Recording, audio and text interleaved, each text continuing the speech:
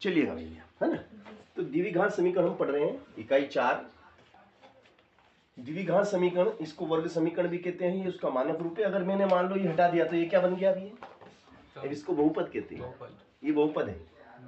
और बराबर लगा दिया, जीरो कर दिया तो समीकरण बन गया। तो समीकरण और बहुपद में ये अंतर होना चाहिए आपको। बहुपद के शून्यक निकाले जाते हैं और समीकरण के मूल निकलते हैं, हल निकलते हैं, है ना। अब मैंने मान लो वर्ग समीकरण लिखा आपके सामने, मैं लिखता हूं अभी, और उसके हम मूल ज्ञात करेंगे। क्या ज्ञात करेंगे? मूल। जैसे मैंने लिखा 3x² plus 5x plus 2 is equal to 0।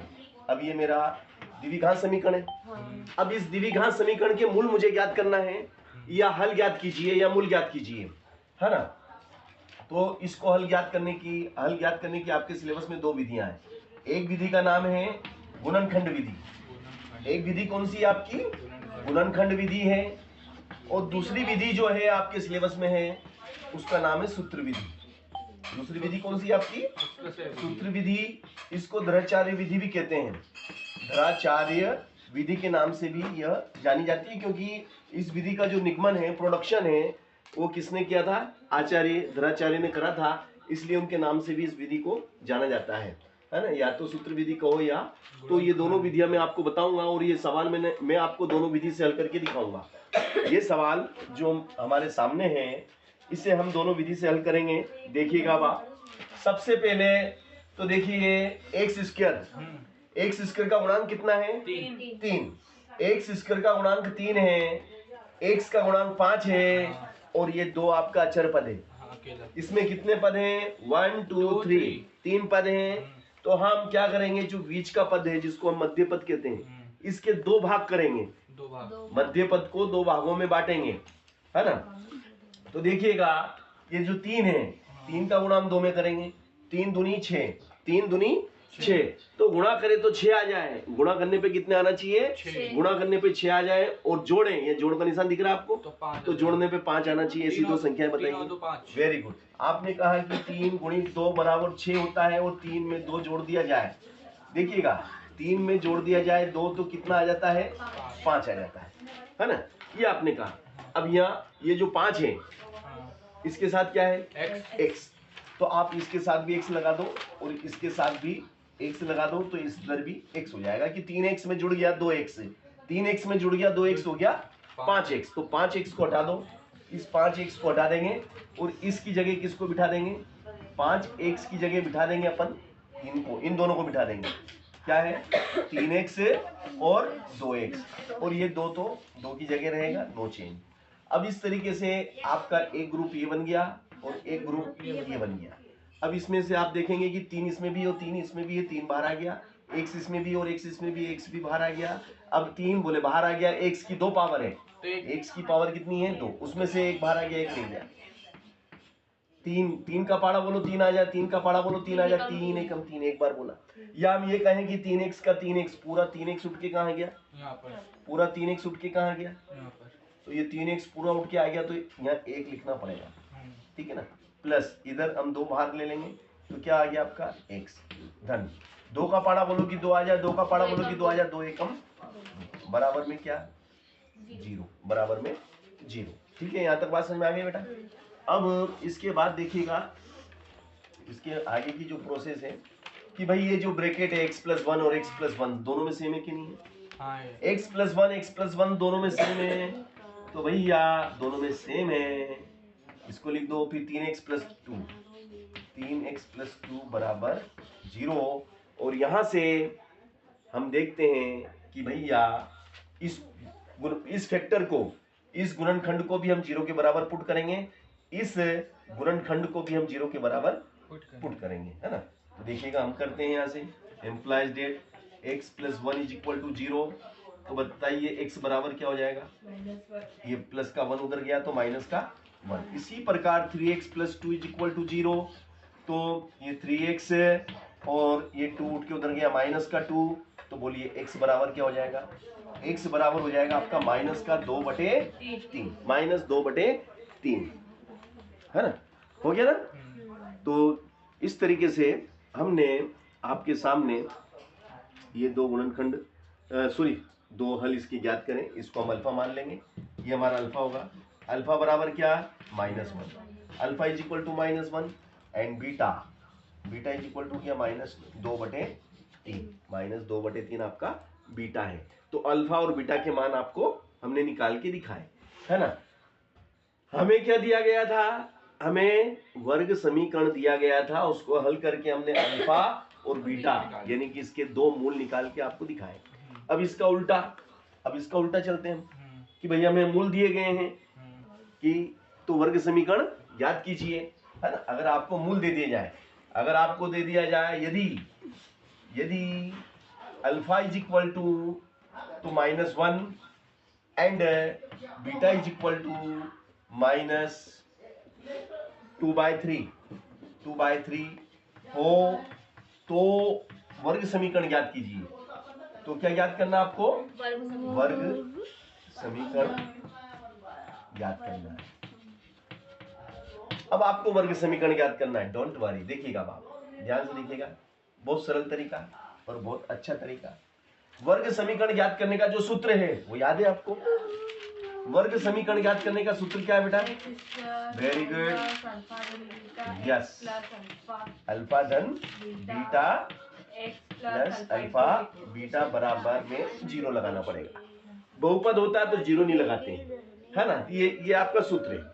इसमें अल्फा की जगह क्या पुट करेंगे, बोलो, अल्फा की जगह कौन आके बैठेगा, यस, अल्फा की जगह -1 और बीटा की जगह -2/3 बैठ गया आके, और एक plus alpha is -1 and beta is -2/3 बराबर में क्या, 0, बराबर में क्या है, -2/3 बराबर में -2/3 है।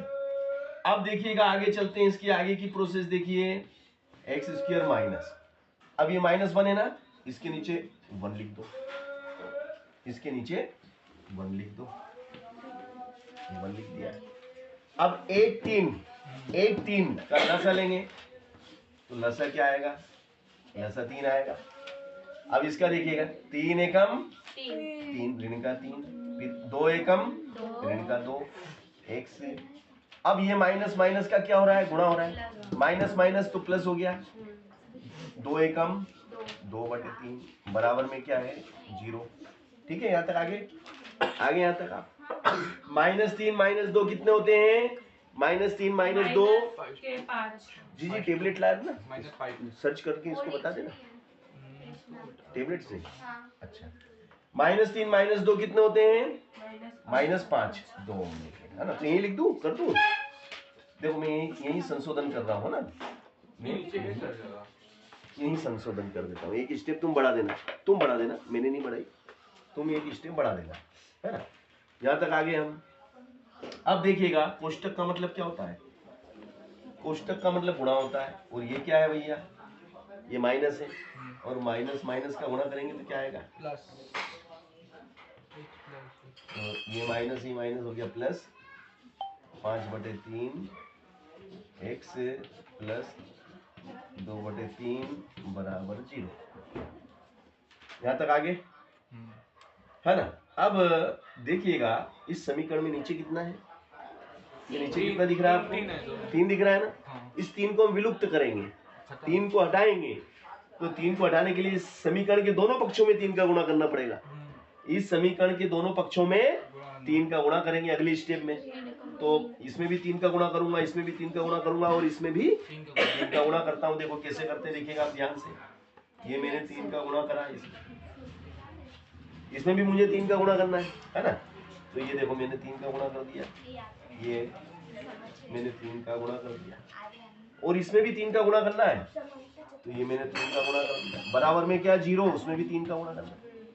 अब भैया ये 3 से ये 3 कट गया, ये 3 से ये 3 कट गया, तो अब क्या रह गया आपके पास, जो रह गया वो बता दो, क्या रह गया भैया आपके पास, यहाँ लिख देता हूँ मैं, तो जो रह गया वो उसको मैं यहाँ लिखूंगा, बताइएगा, 3x² plus 5x plus 2 is equal 0, क्योंकि 3 का 0 में करेंगे 0 आता है।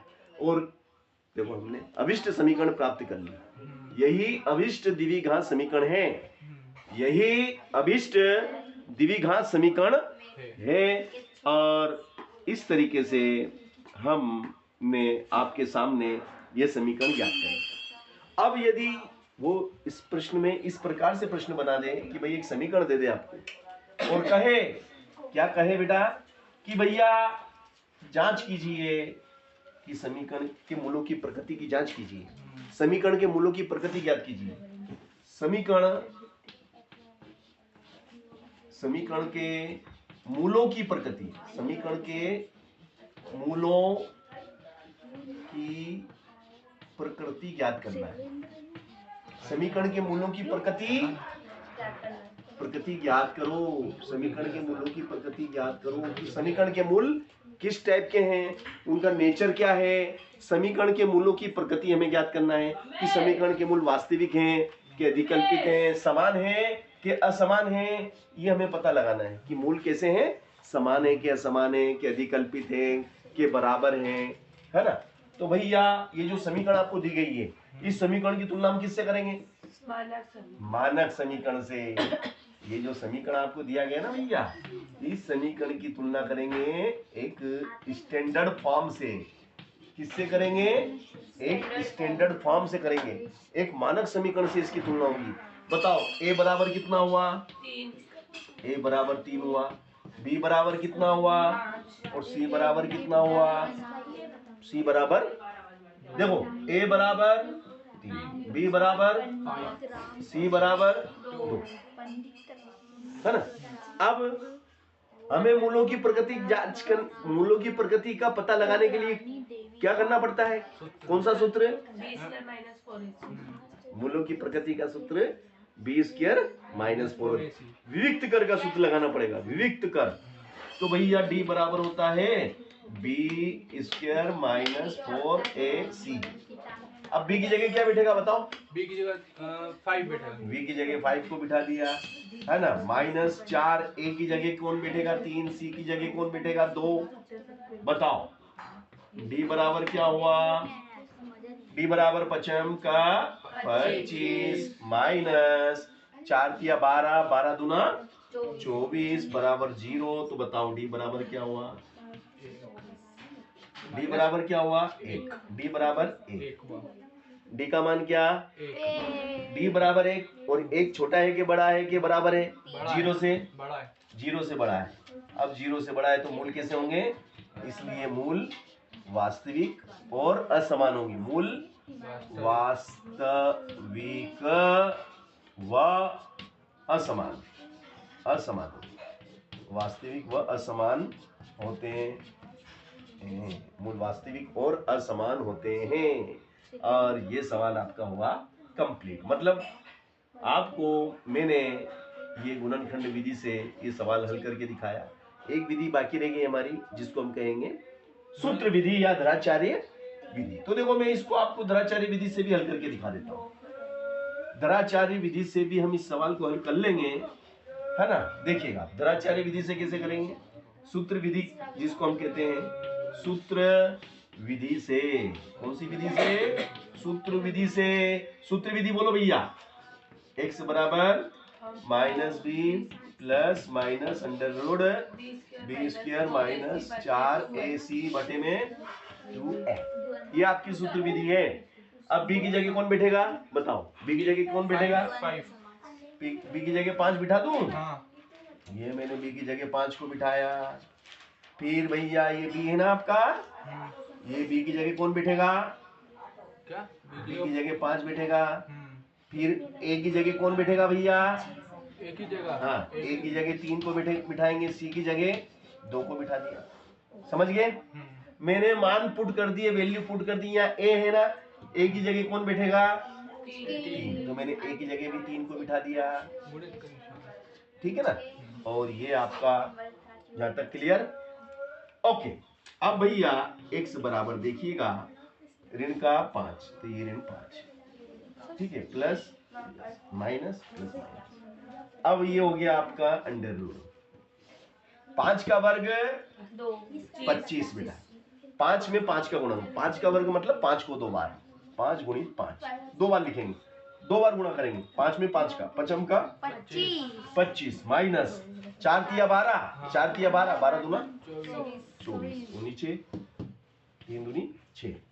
तो भैया ऋण का 5, ये ऋण का 5 प्लस बोले माइनस 25 में से 24 गया, एक बचा, नीचे कितना बोले 6। अब एक का वर्गमूल कितना होता है भैया? एक का वर्गमूल एक ही होता है।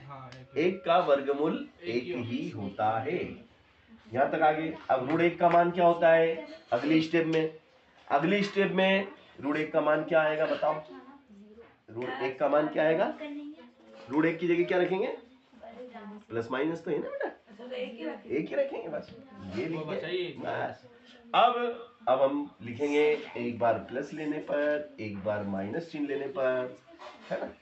चलो एक बार प्लस का चिन्ह लेंगे, एक बार माइनस का चिन्ह लेंगे। यहाँ से हम इसके दो हिस्से करेंगे। यहाँ लिखेंगे प्लस चिन्ह लेने पर, प्लस चिन्ह लेने पर क्या भैया, इसमें बीच में प्लस लेंगे, ये वाला पहले प्लस वाला लेंगे, ऊपर वाला है ना। तो x बराबर क्या? माइनस का 5 प्लस का 1/6। तो बोलो x बराबर क्या? -5 + 1, -5 + 1, -5 + 1, -5 + 1, माइनस के 4 बचेंगे क्योंकि माइनस के ज्यादा है। नीचे 6, 2 से 2 दूनी 4, 2 तिया 6। x बराबर कितना आया? 2/-3। ठीक है। अब क्या लेंगे? माइनस चिन्ह लेने पर। क्या लेने पर? माइनस चिन्ह लेने पर। माइनस चिन्ह लेने पर। अब भैया माइनस चिन्ह लेंगे तो x बराबर क्या आएगा? माइनस का 5 तो माइनस का 1/6। x बराबर क्या हो जाएगा? माइनस का 5 माइनस का जुड़ जाएगा, माइनस का 6/6, 6 से 6 कट गया एक बार। x बराबर क्या? माइनस का 1। तो भैया अब हम आते हैं और लिख देते हैं -2/3 और -1। ये